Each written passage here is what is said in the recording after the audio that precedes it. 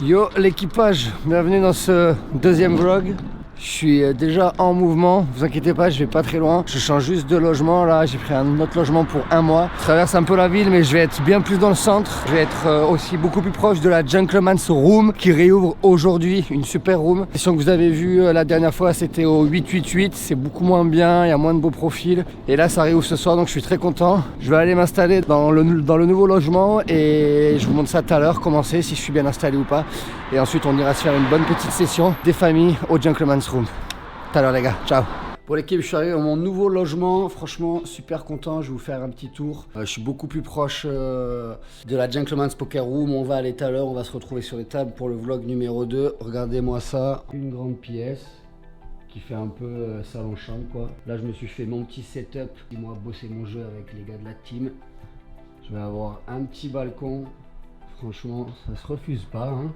Bon, c'est un peu le bordel sur le balcon. La dame qui vit ici, elle a laissé toutes ses affaires. On a une petite vue, c'est pas la meilleure du monde, hein, mais bon, je me plains pas non plus, franchement. Je suis vraiment plutôt très content. Et je vais vous montrer la petite cuisine, là où je vais faire mes petits repas, là. Je vous dis, c'est le grand luxe. Voilà, donc hyper content de ce nouvel appart. Regardez-moi ça. Je peux m'admirer et tout quand je fais des pompes. Bon, en ce moment, j'en fais pas souvent en vrai, mais il va falloir que je m'y remette. Et donc voilà, tout à l'heure, on se retrouve devant le casino. On va au Gentleman's Poker Club. Room de dingue, profil de fou. On va tabasser sévère et je vous dis à tout à l'heure. Merci de me suivre. Bisous les gars. Ciao.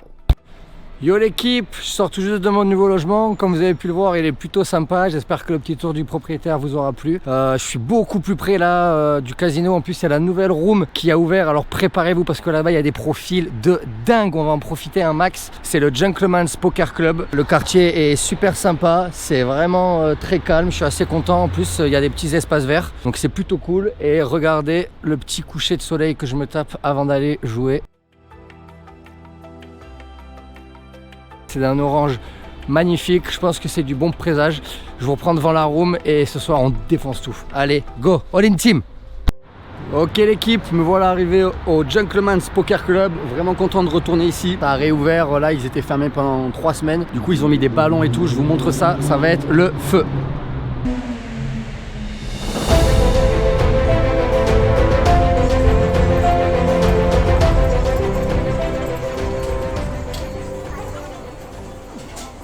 Comme vous le voyez, la room est hyper grande, c'est une super bonne atmosphère. J'adore cet endroit, on est là, je suis motivé, je cachine, je vais sur les tables, je vous montre ça. Et c'est parti les gars, go! Ok les gars, nous voici donc au Gentleman's Poker Club en plein centre de Bucarest. Ça fait plaisir d'être ici, on s'y sent bien, il y a vraiment une bonne atmosphère.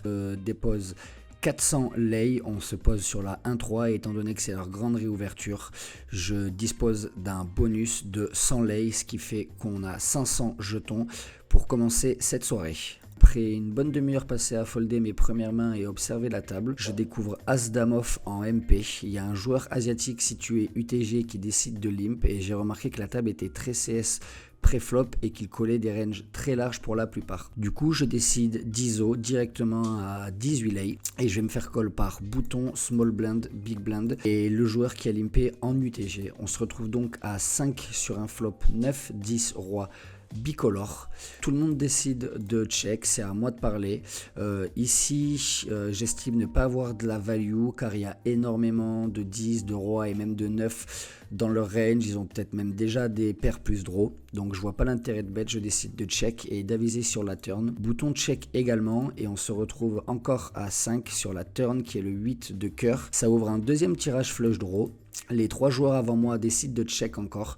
Et là, j'ai décidé à chaud de opter pour un small into big. C'est-à-dire qu'en faisant ça, je vais pouvoir caper leur range sur un 9, un 10, un mauvais roi. Et je vais pouvoir bluffer river sur tout ce qui n'est pas un cœur et un carreau, car ils auront également énormément de tirages. Je pense qu'on aurait peut-être déjà pu bet cher, je sais pas, c'est à discuter en tout cas.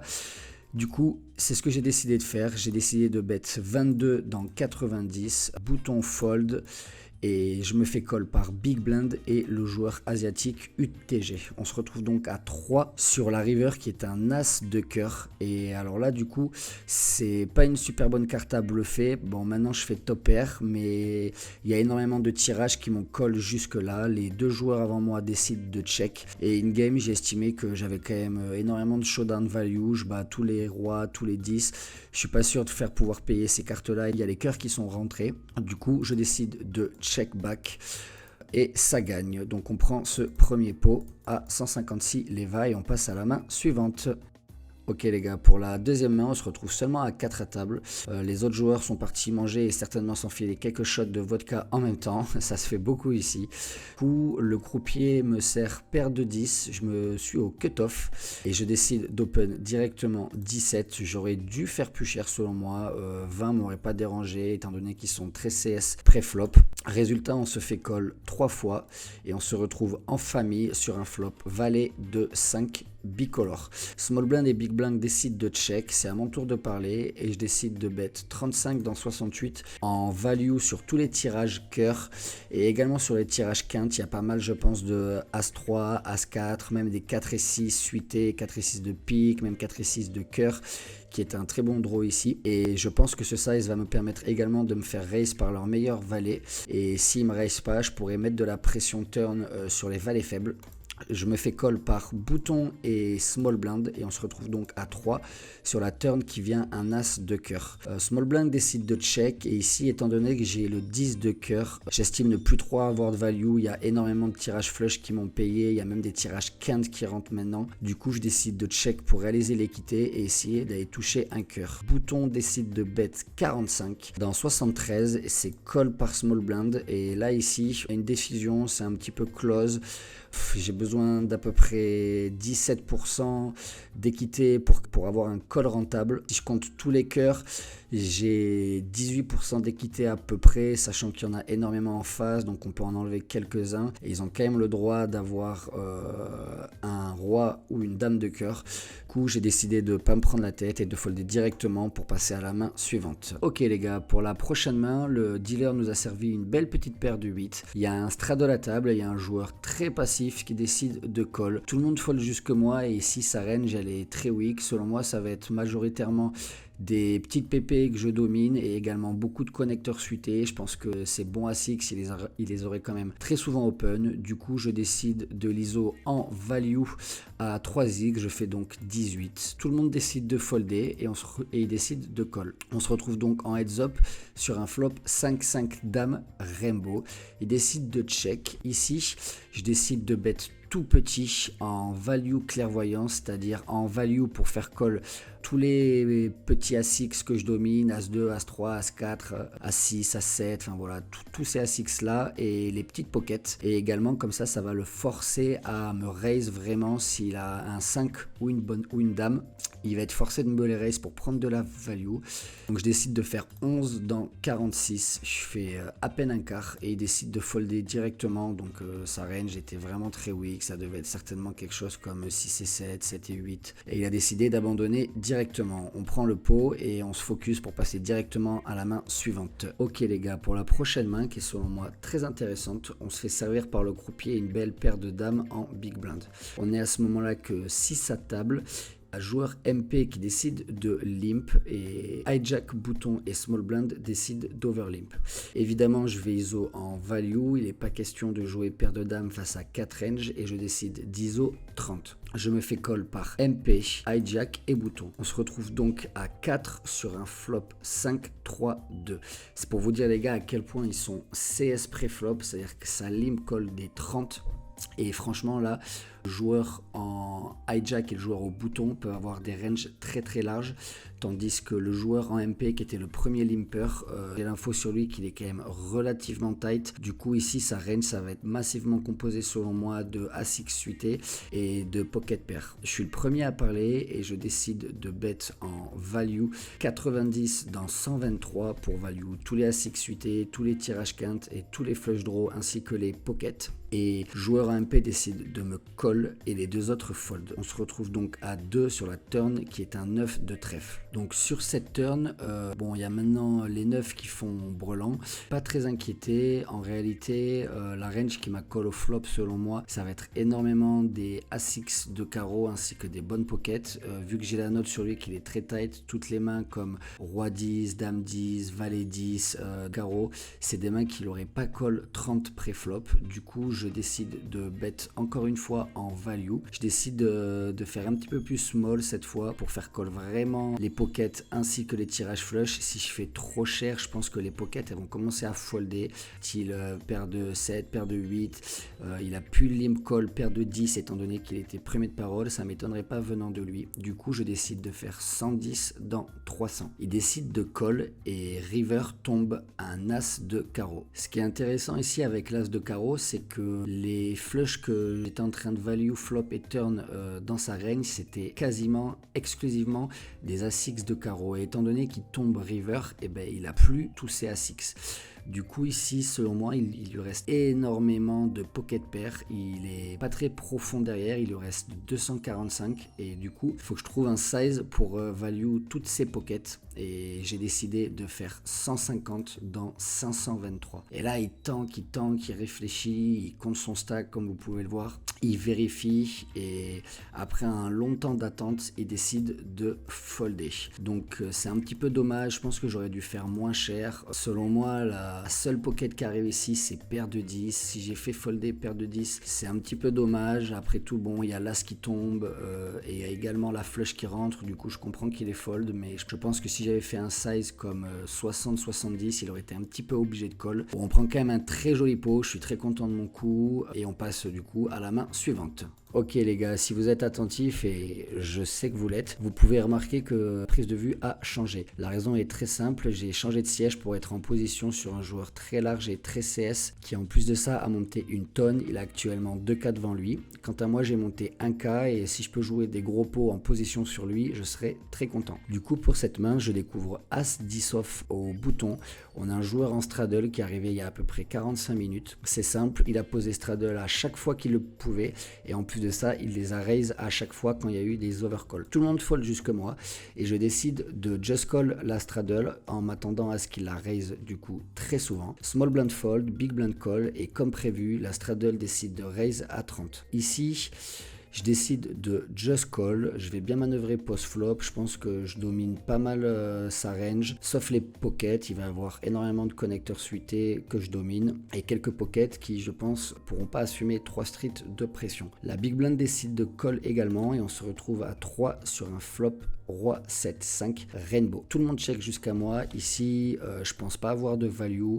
Il n'est pas encore temps de mettre de la pression. Je décide de check, de réaliser mon équité et d'aviser à la turn. La turn tombe une dame de carreau qui nous rajoute de l'équité. Small blind et straddle décident de check et quand ils recheckent tous les deux, je m'attends à ce qu'ils aient quasiment jamais un roi. Ils les auraient très souvent bet, flop ou turn. Du coup, je m'attends à ce qu'ils aient énormément poubelle, de main trash, de connecteurs suités et également de pocket, des 7 et des 5. Du coup, comme cette dame nous rajoute pas mal d'équité, je décide de commencer à prendre le spot en value. Je décide de bet 75 dans 91. Le plan, c'est de faire folder des 7, des 5 et des pockets en 2 streets qui, je pense, pourront pas assumer 2 fois la pression. Le plan marche comme sur des roulettes. Les 2 fold et on récupère ce pot en passant à la main suivante. Ok les gars, nous voici à l'avant-dernière main de la soirée. On est de nouveau 8 à table, ce qui est plutôt cool parce que qui dit plus de monde dit plus de profils à exploiter. J'ai monté pas mal en stack, je suis maintenant à 1K 100 et c'est là que je découvre Dame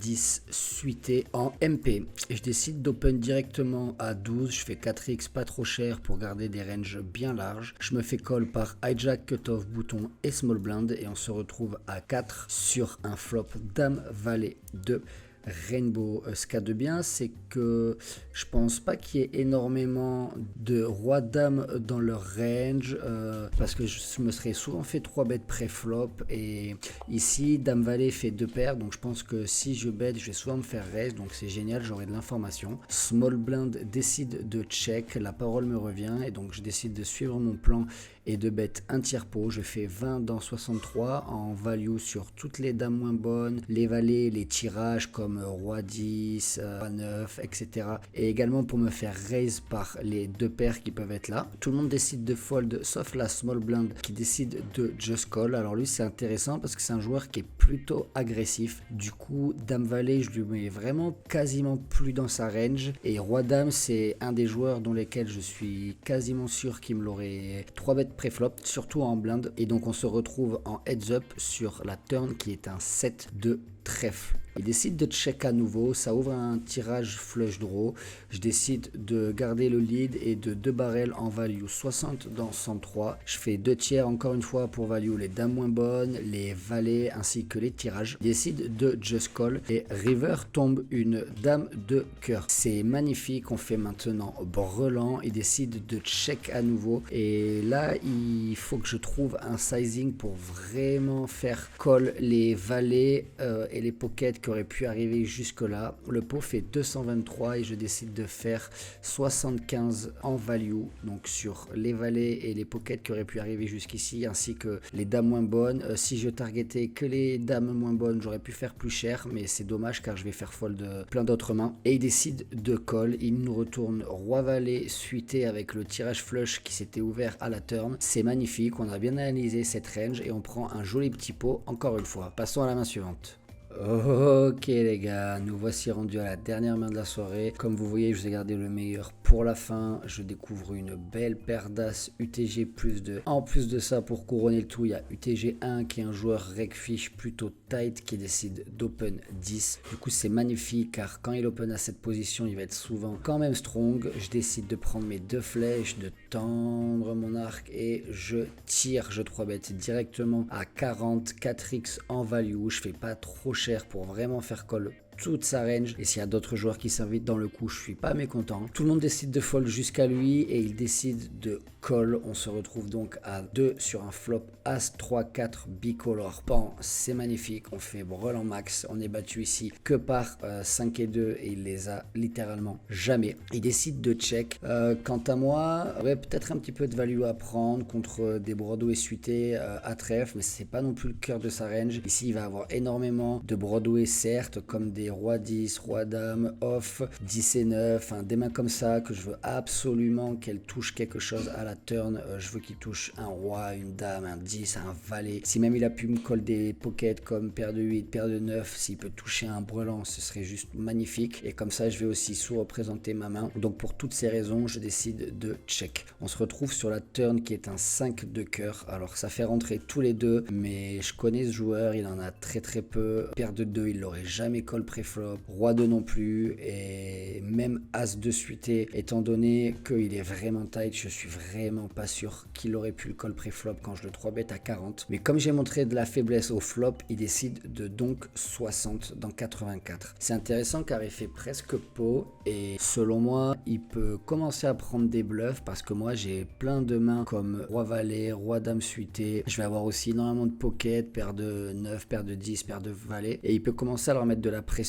car comme c'est un regfish, il peut checker énormément d'as sur le flop et il peut vouloir mettre de la pression sur 2 streets. Donc quand il fait 60 dans 80, évidemment je colle, il n'y a aucune raison de le raise, j'ai pas envie de lui faire peur, je veux garder tous ses bluffs et tous ses cuts. Rivière tombe un 10 de carreau et décide de continuer son agression et de bet 55 dans 204. Il fait tout petit, il fait un quart pot, c'est étrange, en même temps ça rep pas mal value étant donné de la range que moi je représente. Je pense que s'il était en value contre une range qui domine, il ferait souvent ce size. Par contre ici, je vais le raise, comme je vous l'ai dit, je connais à peu près ce joueur, il a quasiment jamais de 2, du coup je le raise en value, je lui fais 200, j'essaie de me polariser un peu pour qu'il comprenne pas trop ce qui se passe. Il décide de tank, il tank un petit moment et malheureusement il décide de folder.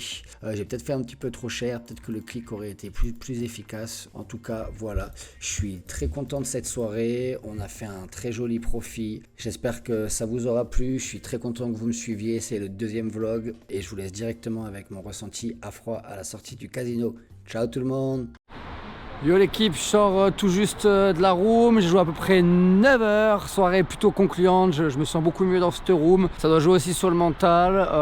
On a fait 563 runs, donc ça fait un petit peu plus de 100 €. Voilà, ça nous fait un bon petit bébé de l'heure, je suis plutôt content de moi. Je vous ai enregistré les mains, en tout cas merci de m'avoir suivi pour ce deuxième vlog. Et les gars, n'oubliez toujours pas, si vous voulez rejoindre l'équipe, checkez le lien en description, cliquez dessus, vous serez contacté par un de nos membres. Et après, c'est une aventure de folie qui peut débuter pour vous. L'équipe est hyper soudée, on s'entraide, c'est juste du bonheur. Merci à tous les gars encore une fois, je vous dis à très bientôt pour le vlog numéro 3. Ciao les gars.